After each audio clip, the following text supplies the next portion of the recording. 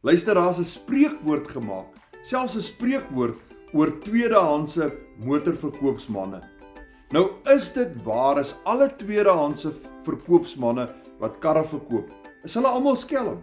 Nee, verseker nie.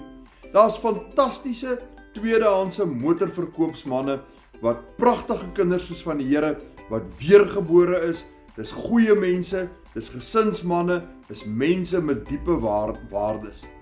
Maar ons kan nie veralgemeen nie. En dis dieselfde fout wat mense maak met aanlyn bemarkers. Omdat daar skelms op die internet is, nou word daar veralgemeen, nou is ons almal skelms. Nee mense, dis nie die waarheid nie.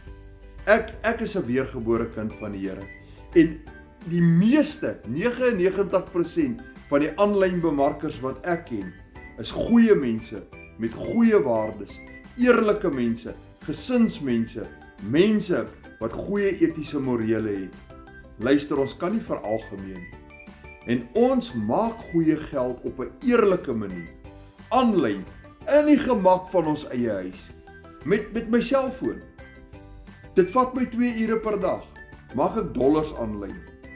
En ek slaap baie goed in die aande, want ek gaan nie eendag voor my Skepper staan en vir 'n paar duisend rand my saligheid verloor nie. Nee, ek gaan nie. Ek doen eerlike opregte besigheid en ek maak enige iets van R1,600 per transaksie tot en met R23,000 per transaksie. Party dae maak ek 2 transaksies op 'n dag.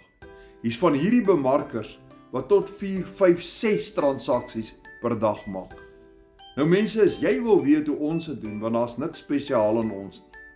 As jy wil weet hoe ons dit doen, skryf vir my, wys my in die comments. Maar as jy regtig wil weet, as jy ernstig is, skryf vir my, wys my in 'n WhatsApp.